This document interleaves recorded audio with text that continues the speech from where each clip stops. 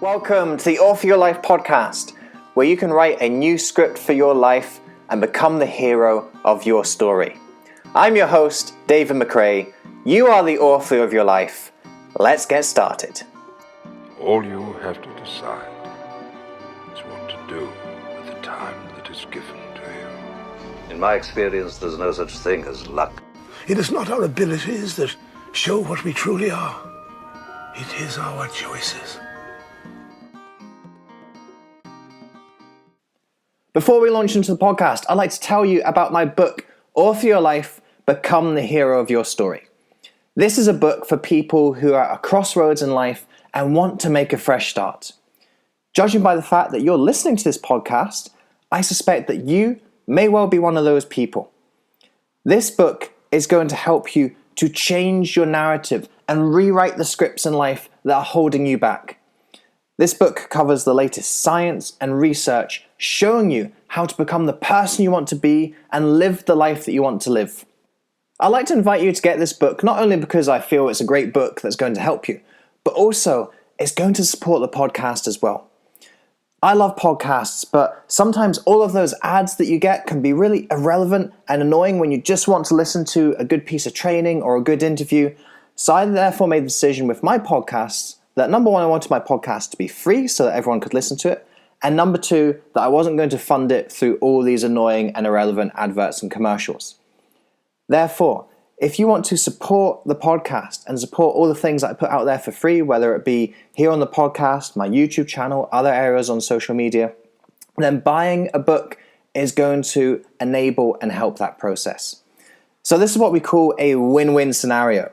By buying the book, you help to support my work and all the free stuff that I put out there, and you also get a really transformational book that's going to help you make those changes that you really want in your life. So if you feel you're someone who's at that crossroads in life, you're looking for a new direction, you're looking for a fresh start, then make sure you get this book. Author Your Life, Become the Hero of Your Story is available on Amazon in ebook, paperback, and audiobook. Whatever your preferred medium, it's there for you to go get right now. Hello, story changers, and welcome back to another episode of the Author Your Life podcast. In today's episode, we have Iona Russell. Iona's core philosophy is that no matter who you are, where you're from, or what your personal circumstances, it is possible to reinvent yourself from the inside out and live your purpose. We all have innate wellbeing, health, and happiness within us. Iona has proven her own philosophy, having overcome personal struggles with depression, stress, and confidence. She truly believes everyone can get out of their funk and get to a place of fulfillment, freedom, and flow, and to do so with ease. To live the life that they dream of, because she has done it. Iona has helped hundreds of clients to release their blocks, overcome negative habits and beliefs such as lack of confidence, depression, and feelings of being stuck. She's often referred to as a wizard who does magic without the illusions. Iona is an intuitive life coach who is also certified in clinical hypnotherapy, past life regression, neurolinguistic programming, kinetic chain release, advanced Ho'oponopono, and postural energetics. She is experienced in meditation and mindfulness practices, having been raised by Buddhist parents with a hippie philosophy.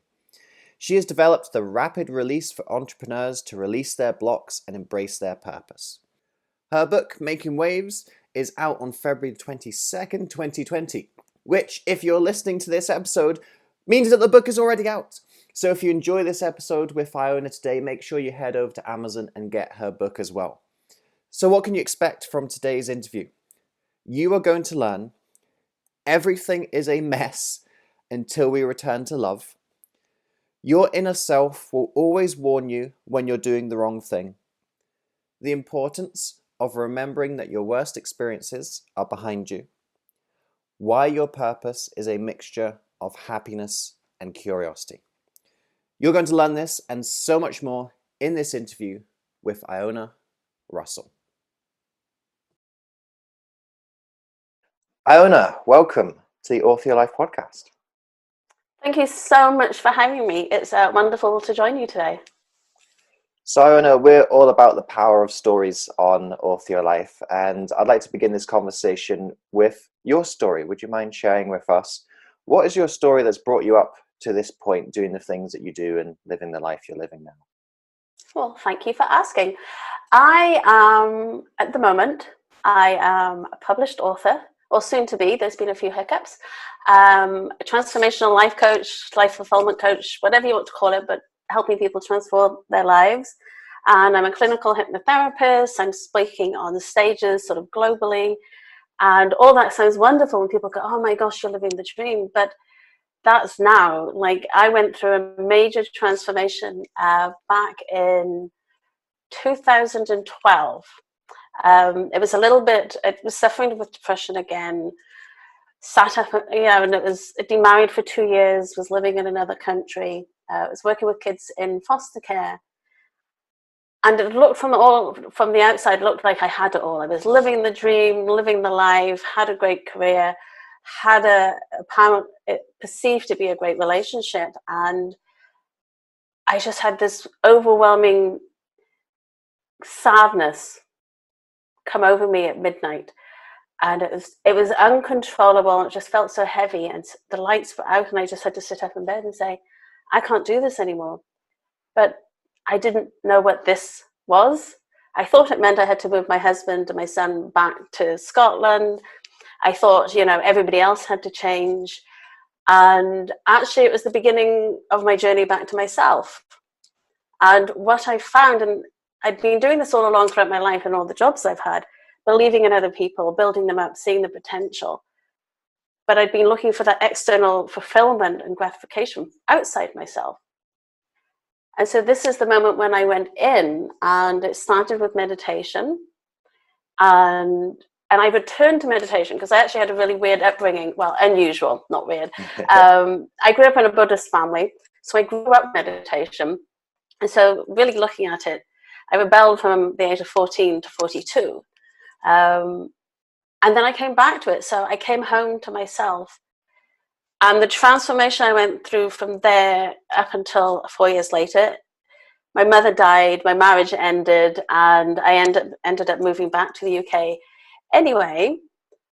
But because I'd been on that journey with myself, with that solid grounding, I navigated all that a lot better than I would have done. Like, I used to drink and party a lot, excess drugs and alcohol, shall we say.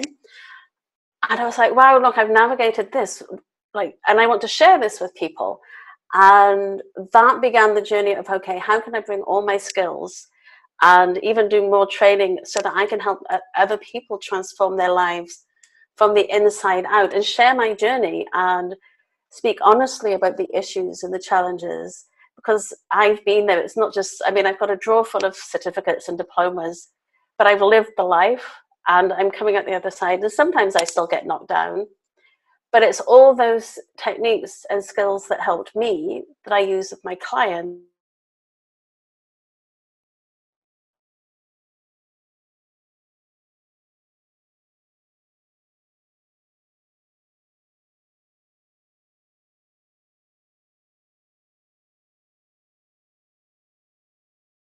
Started on this journey of doing what I'm doing, and I'm sure at the end of this decade it'll be completely different again. Yeah. Who knows what's coming in the 2020s? Even just the first couple of weeks have been a bit crazy, shall we say. There's lots going on. It's really interesting that you talk about 2012 being this pivotal year for yourself. I actually had something similar for me, incredibly similar. I call 2012 my year of depression, because for me as well, that whole year I was just depressed and I didn't understand what was going on and why I suddenly felt this way. And very much like yourself, actually, what I ultimately came to realize was that depression was my own internal warning sign that I was going off track, that I wasn't being who I was supposed to be, not doing the things that I was supposed to do. And that was the first kind of point of change for me in my life. There's been a couple more since, but that was the first thing. And I remember, funnily enough, we're recording this at the start of the year, and everyone's going on about their New Year's resolutions and what they're going to do for 2020. And I remember on New Year's Day 2013, and my resolution was, I'm going to stop feeling like this. this is not how I want to feel. I'm fucking miserable. I don't want to ever feel like this anymore. And 2013 was really my year of trying to work my way out of that. And it sounds like you had a very similar sort of crisis point, shall we say, where you said, I can't do this anymore. This isn't me. This isn't what I'm about. I'm going to change this. Yeah, definitely. And in hindsight, I realized I've struggled, ironically, with depression probably since the age of 14. I was suicidal. I tried to slit my wrist. And my party trick so that I could fit in became alcohol. So, I mean, at 17, I could practically drink anybody under the table. But we now know that I was just trying to fill that void. So, I also got postnatal depression. So it was these peaks and troughs of appearing to be okay and putting that smile on and being the life of the party, but then, not really being great with my own company. And actually, even recently, a couple of weeks ago on the lead up to Christmas, I'd had, and I don't drink a lot now, and I'd had a couple of big nights out with various people in town, and I'd done 2 nights in a row this one particular week. And on the Saturday, wasn't that I was hungover, but I was down in that dungeon. And I quite often talk about, depression is my grandma, and I can see her for what she is. And so usually I can see her coming. I acknowledge her, and I just allow the feelings to happen and move on. But this was different. It was a place I hadn't recognized, but I'm like, gosh, this must be where I was most of the time before. It was that deep, dark dungeon, and I'm like, okay, I can stay here. And back then I probably would have. But, now, I can see lights out of the dungeon. There's a doorway. But it was the first time I'd seen it this way. I'm like, okay, alcohol's not that great for me.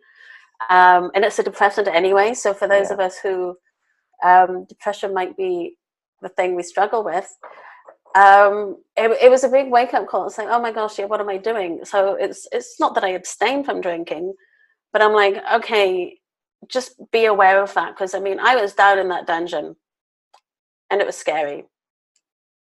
Yeah, I'm actually exactly the same with alcohol. I'm almost teetotal, in the sense that essentially I don't drink, but I'm not saying that I never drink. Every now and then I have a drink, but for the last 5 years or so, it's really limited to a couple times a year, because exactly the same for me.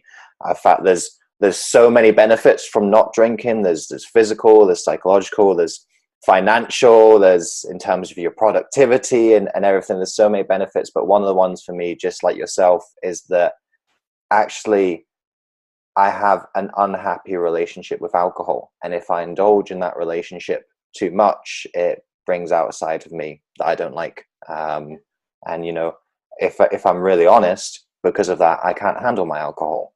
Not in terms of being an alcoholic or not being able to stop drinking, but I can't handle the effects of long-term drinking on myself. And it sounds very similar for you as well.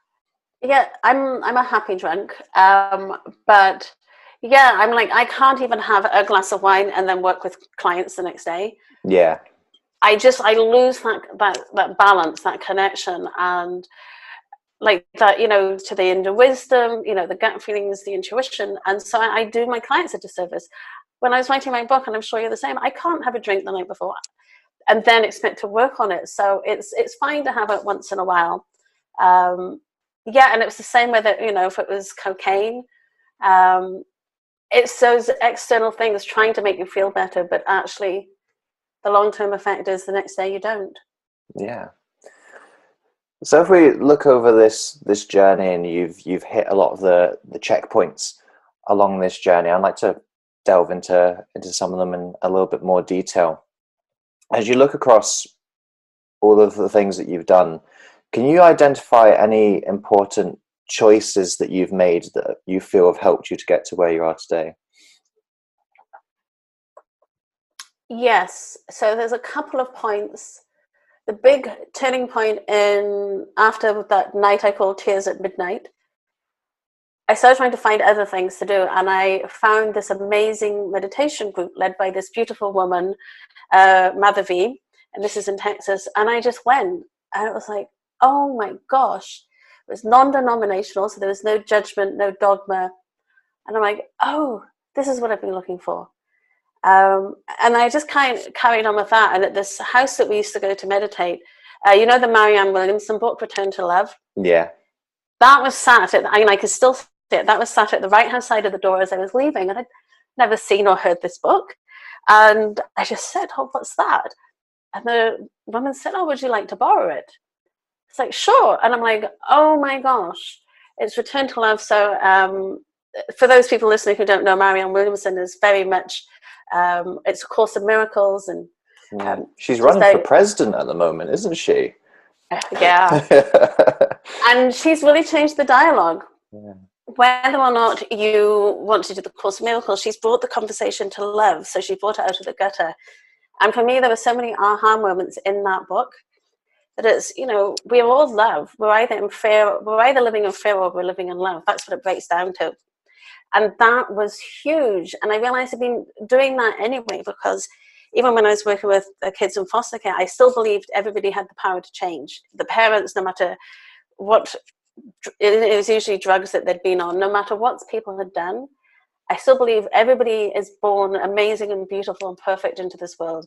We're all beautiful creatures, no matter how we come in, and then it's learned patterns and behaviors that we pick up from our peers, our family, our parents, and when we try to fit in. So it's about resetting. And so it was a combination of that, and then that just kind of took me on this amazing journey. And I went to my first Hay House convention that summer, and yeah, and that was really when I started diving deep into those sorts of books. Mm-hmm. Yeah. Is there something that you feel you've learned from the books or the conventions or all the different things that you've tried that was like a real breakthrough moment for you?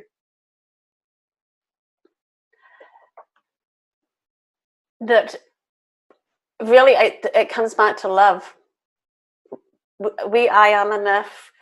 We all have a message. We all have a purpose. And by raising the vibration together and coming from a place of love, we raise each other up and we wave our communities up, society up, the world up. And it was really coming back to that, because if you're coming from a place of love, you're not as triggered. You can still be triggered. I mean, we're not enlightened beings. We're human. But it's really coming back to that moment of non-judgment. And if somebody's really pushing the boundaries or really unsure, they're always coming from a place of fear. They may not know it is fear. They may be stuck in that, oh, woe is me, what's happening to me, all this. And it's just, if you can just show them the way, show them the doorway, that there is potential, there is something more, and everybody's made for more. It's just trying to help them out of that. Because sometimes, you know, the saying misery loves company. Well, yeah, misery loves company, and they're probably down the pub having a fantastic time and all getting drunk together. But so you have to remove yourself out of that. You have to start making changes, and we start attracting what we're looking for. So if you're looking and complaining, you're going to start like looking for people who are doing the same, who meet you where you are. When you're looking for potential and for a better way of doing things, I mean, you're going outside your comfort zone, but that's where the magic happens. But, you know, the thing that people don't always tell you is your comfort zone keeps moving. Yeah. So, you know, it's like as you expand and become more self-aware and more open to the changes in the world and making a difference, oh, yeah, your comfort zone is here. So you still have to keep stepping out. So none of us have arrived. We're all on a journey. And it's really coming back to that point of we are enough and coming from a place of love.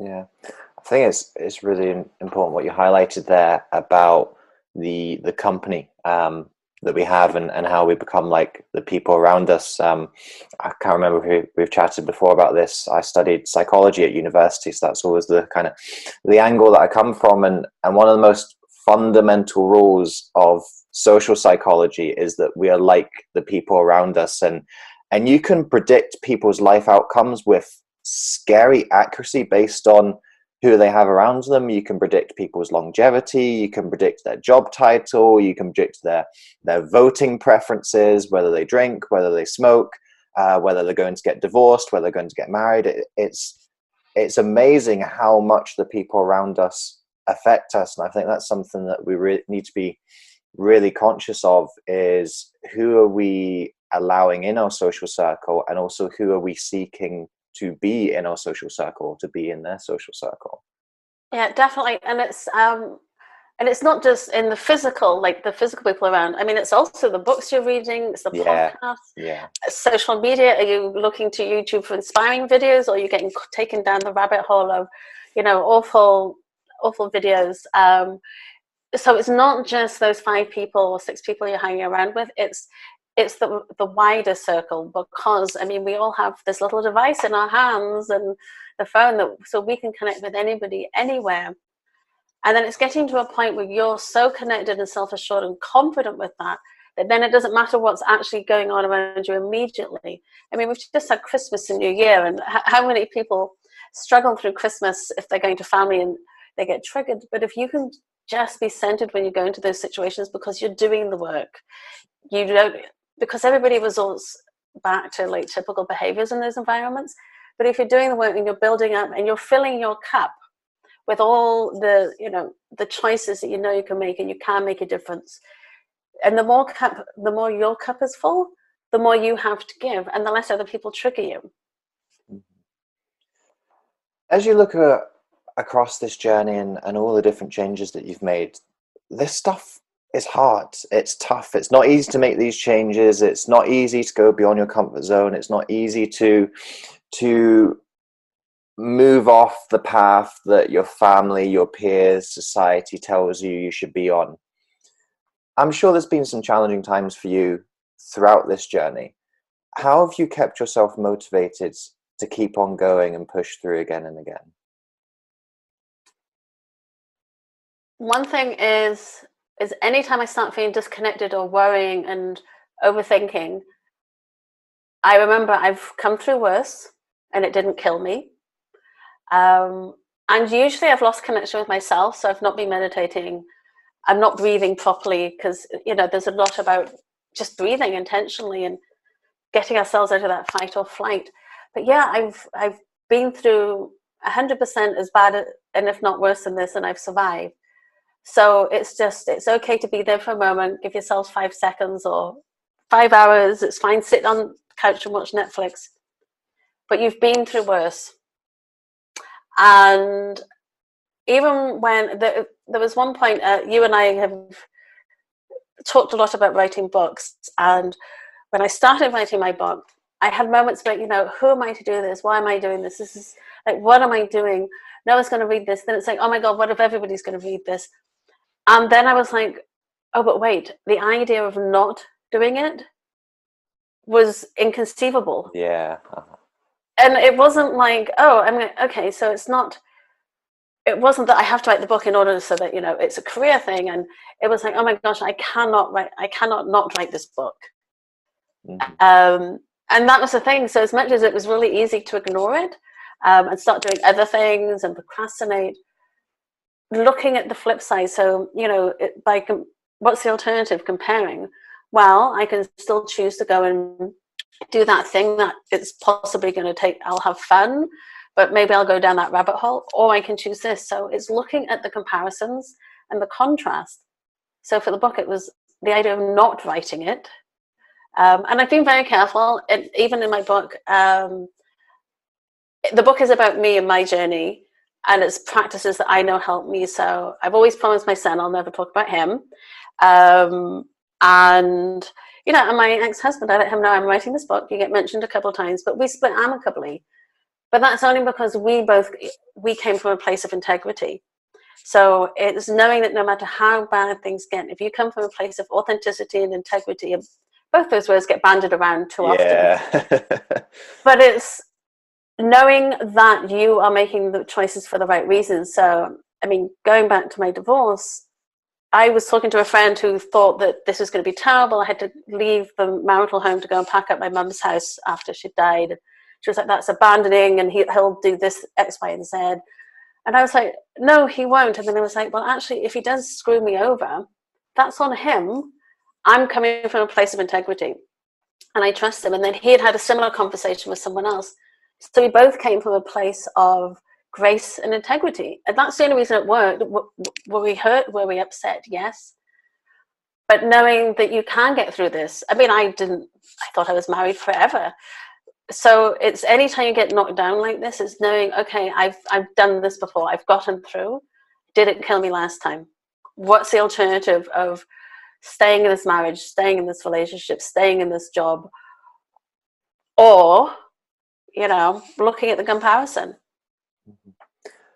I love this idea of considering the alternative of not doing it, and the almost the pain that's associated with the thought of not doing it, or not taking this step. It made me think, as you're talking about the writing process, we were talking before we started recording. I said, didn't I? I said, I bet this will come up. I just had a feeling when I wrote it was actually my third book, but it was my first self-help book. When I wrote The Last 60 Minutes, the story of losing my dad to cancer and the lessons that I learned from it, I was writing that when I was 23, and I was like, you know, who wants to listen to a 23-year-old giving life advice? But when that book came out, readers didn't give a shit how old I was. They gave a shit about the story, whether they connected with it, and whether they could learn the lessons from it. And the thought of not bringing out that book and not sharing that experience was far worse than any of my fears and insecurities that I had about myself and about my ability. Yeah, definitely. I mean, gosh, it's so funny. We were just talking about this. Yeah, because I don't think you're ever too young, too old, too anything. And that's the thing. We all get sort of stuck in, the penthouse of our minds. You know, who am I to do this? No one will listen to me. I'm being judged. We're usually our biggest judge, quite frankly. And yeah, some people aren't going to like what we're writing or saying, but then that's not our tribe. There are people who need to hear what we're saying. And if there aren't, then you and I both write from a place of we want to share and inspire. Well, it's not as much as to say inspire. This helped me, like for you writing about what you went through with your dad. This is my process. For me, this is what's helped me and my clients. If it helps you, great. So it's from that collective sharing, the collective consciousness. And I think definitely going into this new decade, we're going from a me mentality. If we think back to the sort of 80s and 90s in particular, a me mentality to a we mentality. So I absolutely think that all change begins with you, the individual. Absolutely. So you have to work on yourself first. You have to get your shit together before you can start helping other people. Doesn't mean I've arrived, doesn't mean I'm perfect, but you have to start working on yourself first. And then it's this we mentality gone. I don't think it's those times, like the triangle, like somebody's at the top, this big boss, and then I'm the guru, or I'm the CEO of this, and I know everything, and everybody else is down below, the minions. I think we've we'll come back around to a circle culture. We're all in this together. What can we do collectively? I don't know enough about Tom's shoes, but for Tom's shoes, for every pair of shoes you buy, somebody else gets a pair of shoes. Yeah. I mean, for that reason, I buy Tom's shoes.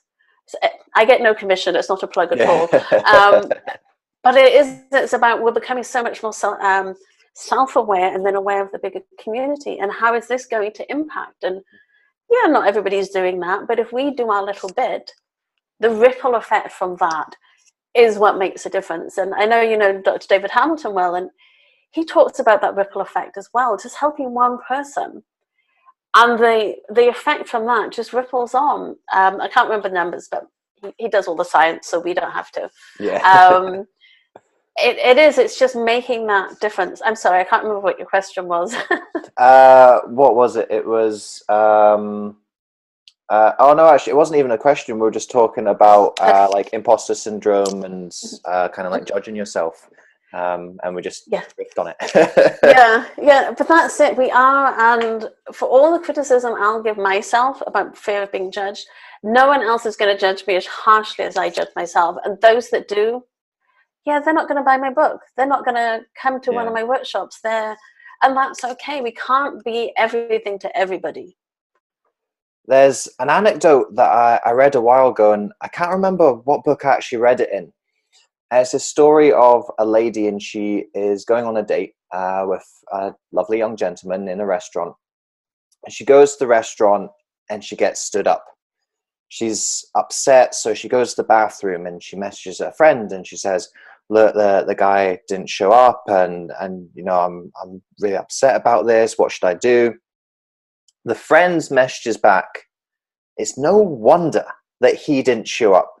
You're ugly, you're worthless, you're not good enough for someone like him, and you always make the same mistake. You always go for guys who are out of your league. You always go for guys who aren't interested. You really just need to lower your standards and get realistic about your life. Now, obviously, the lady is traumatized by this, and she leaves the restaurant, and she's in a state and she's in a mess. Here's the thing. There was no friend. That message wasn't what her friend said to her. It was what she said to herself in her head.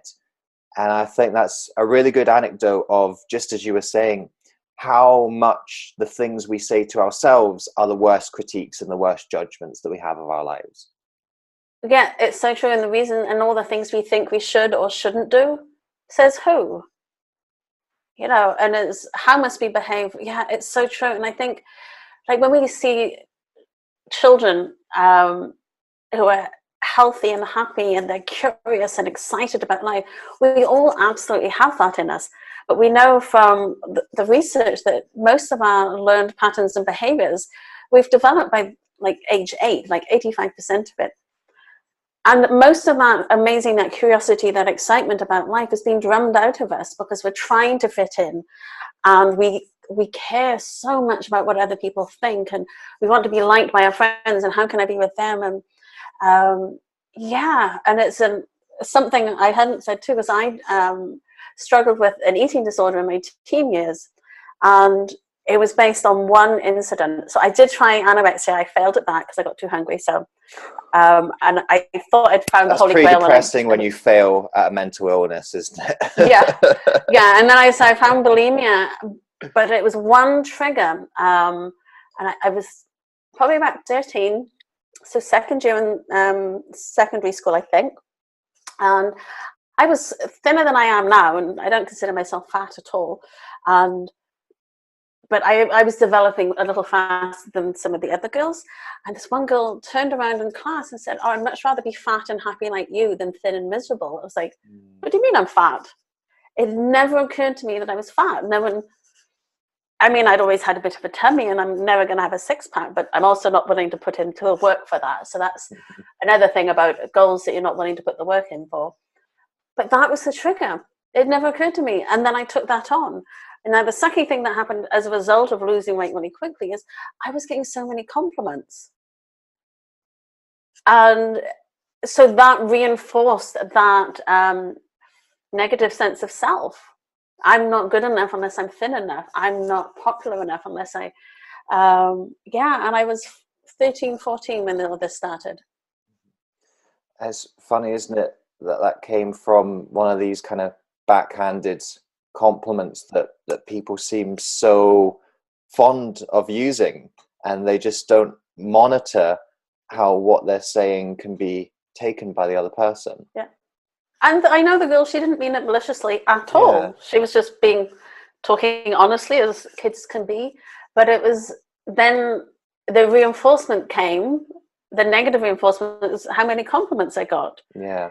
And it's like, and I struggled with that, like, off and on for a long time. And it's interesting. So all those, and it became my self-judgment. Nobody else was saying anything. I mean, there was that one comment and then compliments, but that had been it. Yeah. And then I started down a whole other road of some mental health issues there. And it's interesting when you look back, and I can to this day, and I can see the table in the classroom when this conversation happened. Yeah.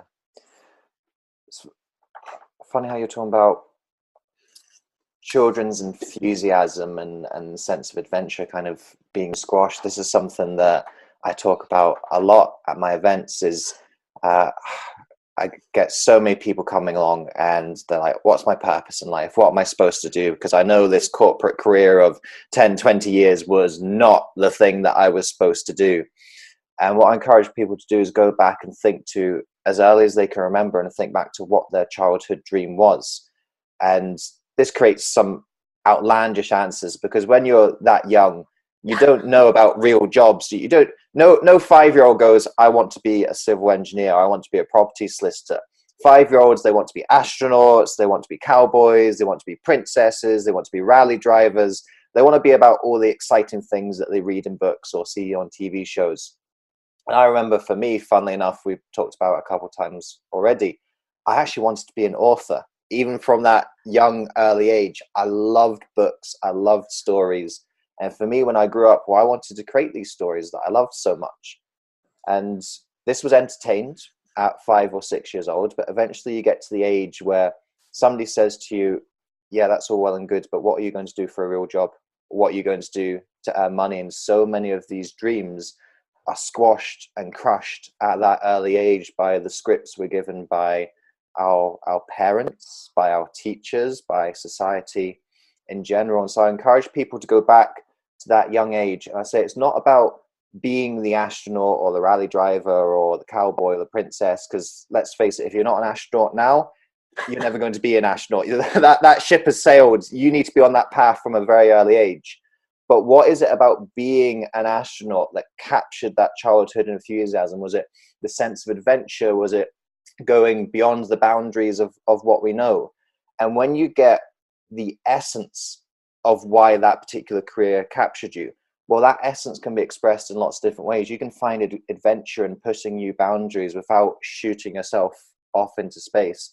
And that's your purpose, and that's your calling, and that's the direction you should be going down. Yeah, it's the deeper why, isn't it? And it's, people think their purpose is also something outside themselves. And so they're looking for it. They're looking for it here and there and everywhere. But actually come back to yourself. What is it you enjoy as a child? And I've got an exercise I get my clients to do, and I'll share that in a second. But I had one woman who responded to something, I don't know if it's social media or some talk I gave, and it's again about your purpose. And I'm like, you're never too old. Do what you enjoy. And she's like, well, I'm never going to become a prima donna ballerina. I'm like, no, but if it's dancing, then go do dancing. If you're not physically able to move, then watch it. Like, find those elements. It doesn't mean that you can't, but it's finding it. So I have this, because so many people, it's, purpose, I'm unhappy, what do I want to do with my life? And it's just pausing for a moment. So it's getting like an A4 sheet of paper, folding it in half. On one side, write down everything you've ever done that you know has made you happy. Anything.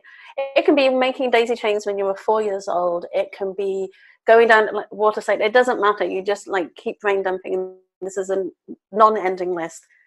And people will sometimes find that there's stuff that they forgot that they enjoyed. But then on the other side of the list, you do things you're curious about that you've never tried, that you'd like to try. And maybe one of the things that did bring you joy was going on a holiday to the Seychelles.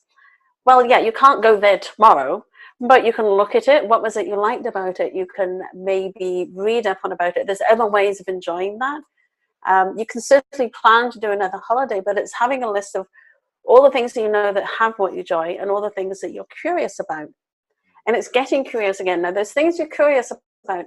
You may try one or two of them and go, oh my God, this is complete pants. I'm not cut out for this. But that doesn't matter. It's the trying and trying new things and being open to the possibility of new things. I'm not suggesting somebody has to go and bungee jump if that's not what they want to do. Yeah. But it's finding the things you're curious about and start implementing at least one thing from that list each day. And if you're in a relationship, have your partner do that. So do something from each other's list. Maybe sitting and drinking a cup of coffee brings you absolute joy because it's 5 minutes before your kids get up. It doesn't have to be the big wow things. And it's coming back to that. So you're reigniting that curiosity, that desire to have fun, whether it's excitement on the high energy level or just, calm and sitting in contemplative meditation in the morning with your cup of coffee before everybody else gets up. Yeah. It's getting back in touch with that inner curiosity, that inner child. Just as you've been saying that, it's made me think of something that I was actually chatting at Christmas about it. So my wife and her family have skied from an early age.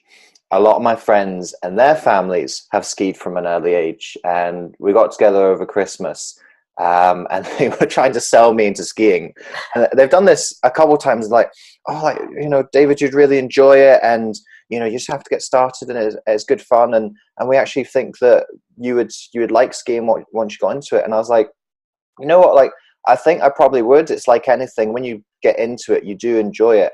And I just kind of saw these two columns, and I was like, I could potentially have skiing in my happy column. But for me, I've never been intrigued by the thought of skiing. Skiing has never appealed to me or attracted me. There's no curiosity in regards to skiing. And because of that, and I was trying to explain that in a less succinct way to them, I was like, it's not that I wouldn't probably enjoy skiing once I got into it. Just for me, it doesn't capture my fascination. And if it doesn't capture my fascination, then I'm not going to pursue it, because there's so many other things that are capturing my fascination. And I want to give them the time and dedication, because I know they're going to spark something in me. And you've just managed to summarize what I was trying to tell them over Christmas in two simple columns.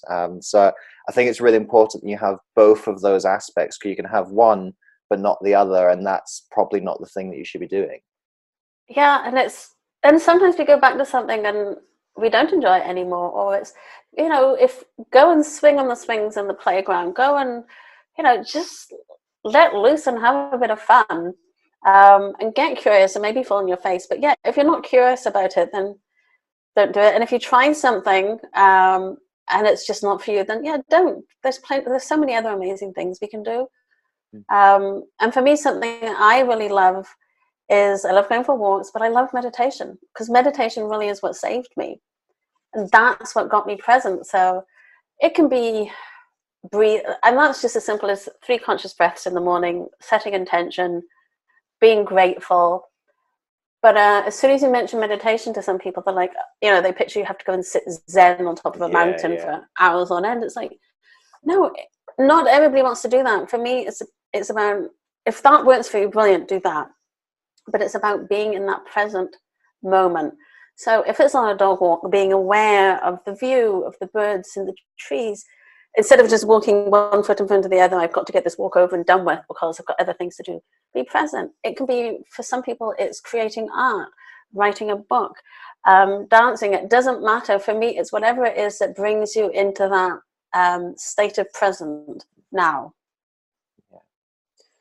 So we've hinted at it several times so far, talking about our shared pursuit of writing and the trials and tribulations that come with being a writer. And this is just a question purely from my curiosity, so sorry audience if you don't find it interesting, but I think there will probably be some transferable, generalizable stuff that comes from this.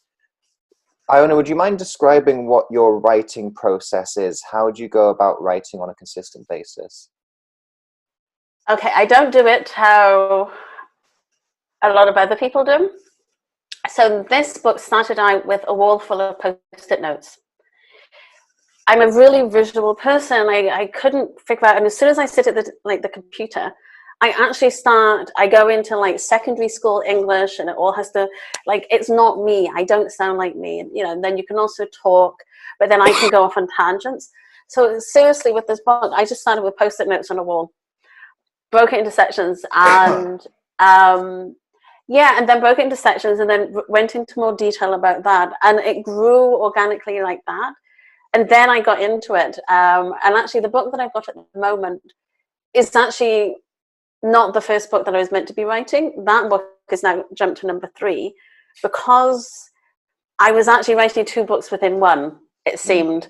And so my publisher and I decided we'd let's just take out the quotes and some of the personal practices that I give people to do, and we'll just chuck that in a book. Anyway, we did that, but I can't do anything by half measures. So that the book was sitting at about 10,000 words at that point. And it was just meant to be like the book you can use like an oracle. You open it up, bit of inspiration, but it wasn't enough, because I didn't have enough of my story in there. And so I jumped from 10,000 words up to 24. But it's great because it's in 4 sections. But I haven't written a linear book, because I know, like for you writing about your dad, there's a story to tell. Yeah. Mine's very much, I've broken it into 4 sections with the Ho'oponopono prayer. Thank you, I love you, please forgive me, I'm sorry. Done it in the other order. And so it's things that help you when you're feeling stuck. So that's where we went through, even though I don't name that. So the first part starts off with like getting out of our mind, freeing your mind. So it's practices you can do for that. But yeah, I'm a post-it girl. Yeah. I should invest in stocks. That's... and then as it goes, and then I can, then I add underneath it, and it becomes this whole thing on the wall, and then I have to put it in. So it's maybe a long way to go around it. Yeah. But that's how I do it. Yes, it's always interesting to hear different people's styles, because I'm so story orientated. That's the way that I kind of actually see the world, is through stories. Everything has a story behind it. I have to be not linear necessarily, but there's, like any good story, a beginning, a middle, and an end, and there's a clear journey and transition. And if you jump into the story at the wrong points, you lose the ebb and the flow. So even when I read books, I hear people talk on podcasts about how they read like the first page and the last page to decide whether they actually want to read the book or not, and then they do all sorts of things, like they just open a book randomly and they read one chapter, and like that freaks me out, the thought of not reading a book from the first page to the last page. Like, I've got to go all the way through. And sometimes when I'm reading a book, I'll see that something's not relevant or applicable, and I'll maybe just kind of like quickly skim through a few pages until I get back to something I connect with, or I'll see that a chapter isn't of interest to me and I will just miss out that entire chapter. But I will go through it beginning to end, and the vast majority of the time I'm reading it from the first word to the last word. And that's the way that I write as well. I can't do it any different, because it freaks me out. Yeah, it's I've broken my book into 4 waves, and so I've definitely got sort of moving from the mind to the much more spiritual. But it's specifically a book that you can dip in and out of. And I've written, the introduction is my story as to why I wrote this book, and then I end with the last chapter is just 1 page. And then I'm doing a workbook sort of journal to go with this, but then the next book is going to be the book I was originally writing. Yeah. And that is going to be more story, but still that's the one that's actually going to be in the 4 sections specifically based around Ho'oponopono. But what I found with the nature of writing, it can change, particularly the way I write. Yeah. I've got a new book coming out this year, and I've deliberately tried to write it a little bit differently to experiment with a new style. I like to think that when you read it, you still hear my voice coming through, this sort of ghostly author's voice that you can kind of read in all of their books. But in terms of like stylistically, I've changed it, and I'm experimenting with writing in a slightly different way. It will still be a beginning to end book. It's still written from the first word to the last word, but it is a little bit more that you could just dip into a section, and that does kind of stand in its own stead, and you can sort of read that from beginning to finish without needing all of the rest of the book as well. There is a little bit of continuity there, but is a bit more kind of in silos, so you can just go into that silo and get something from that silo. Really good. It's actually, and you've just reminded me that, because also we have touched on people wanting to know their purpose, there's a whole story around finding a purpose around my book. So I signed my publishing deal in November 2018, and I finished my book and everything, November 21st, 2019, and that was when it was finalized with all the edits back and forth. But also in November, I was in LA, and I popped over to Hawaii.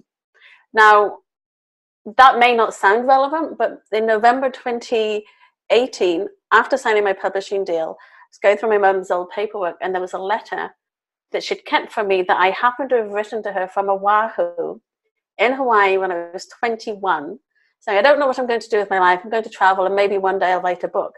So it's like, oh my gosh. So I found that the same month I signed the book deal. And then a year later, there I am going back to Hawaii, coming full circle.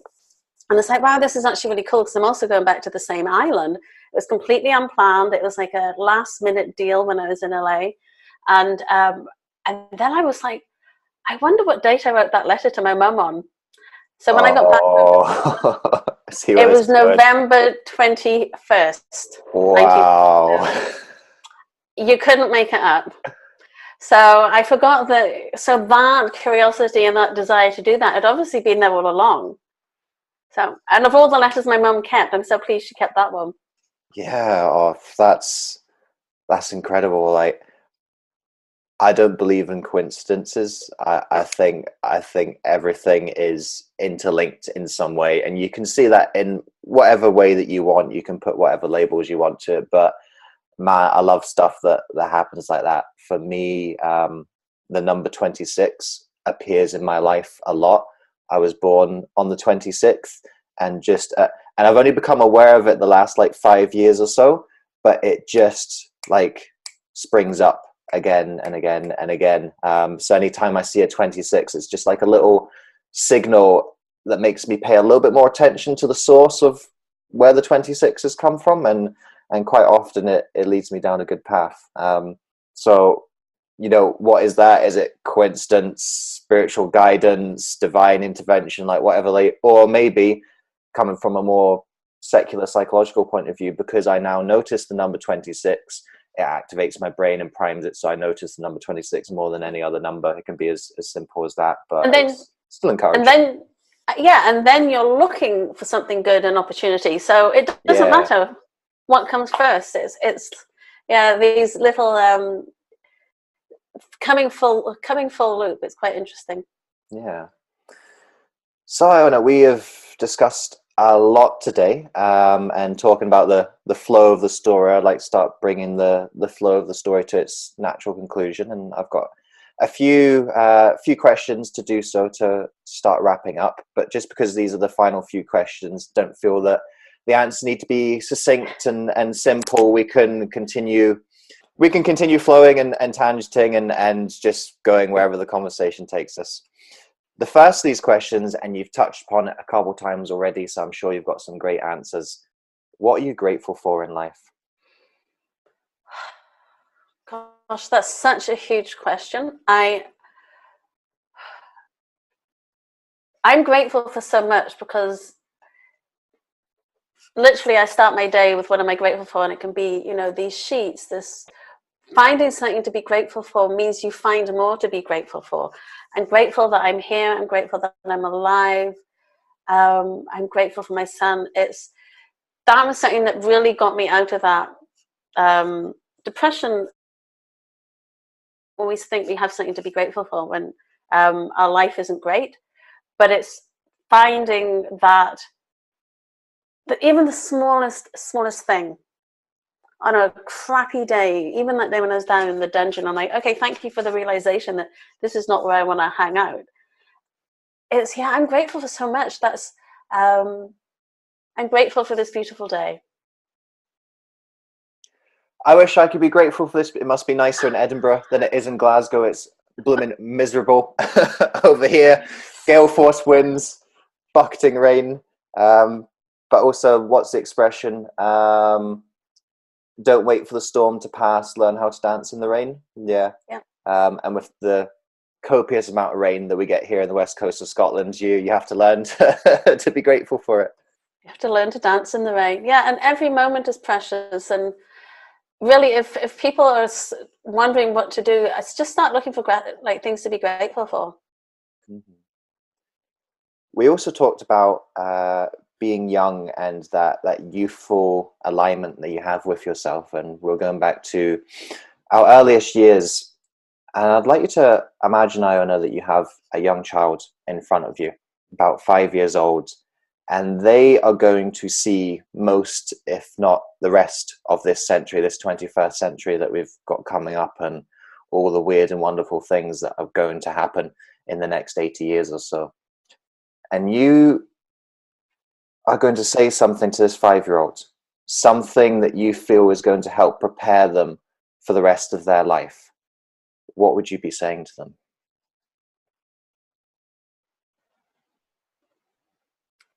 Be true to yourself and act in integrity. I wouldn't use integrity maybe with a 5-year-old.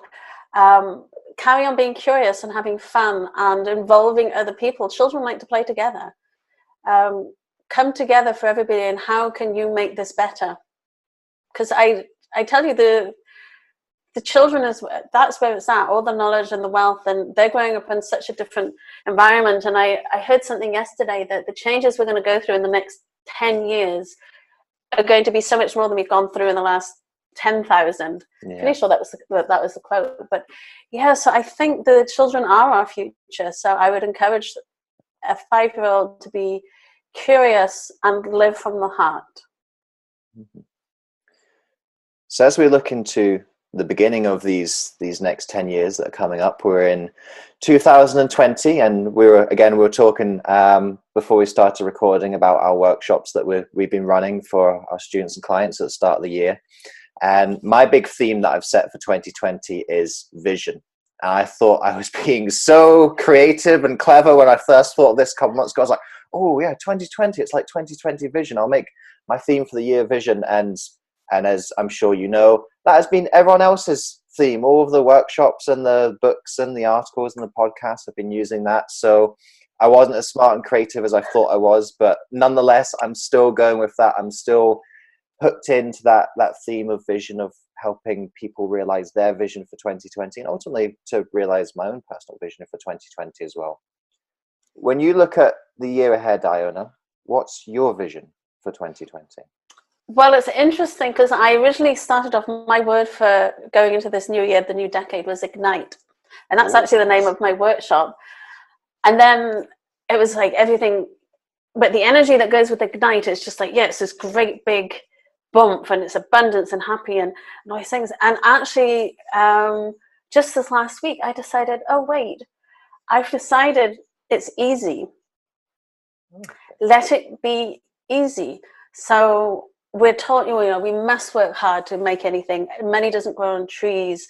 You've got to work your finger to the bone. And I'm like, well, let it be easy. So even my trip to Hawaii, that was completely unplanned. I was in LA on work. I had to spare 5 days, and I was like, couldn't decide where to go. And it was making it so hard. I'm like, okay, if I can't decide where to go, then it's not meant to be, and I'll just put it out and ask people. So I ended up with the opportunity of a place in Hawaii, and it was easy. And I had so many amazing things happen when I was traveling by allowing and going with the flow. So it's not, let it be easy isn't about being lazy and sitting on the sofa and waiting for amazing things to come, but it's not making it difficult for myself or other people. And I believe that change and transformation and shifting limiting beliefs and all the stuff that you and I can both do, it's a lot easier than people think. It's what we think. It's our thinking that is hard that gets in the way. So my word is easy. Let it be easy. Isn't that a Beatles song? No, maybe not. Maybe it should be. There is a song called Easy. I know the one you're thinking of. I can't bring it quite to mind. Yeah, it's a nice theme for this year. I'd quite like this year to be easy as well. So, Iona, let's fast forward out of 2020, all the way many years from now until your final day on Earth. Mm-hmm. And you've got to look back over the life that you've lived. What legacy do you want to have left during the time you've been gifted on Earth?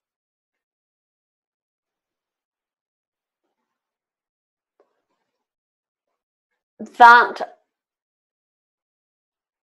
ripple effect, coming back to that ripple effect, I want people to have, and it doesn't need to be about me. It's not that they go, oh, Iona was so great, she helped this.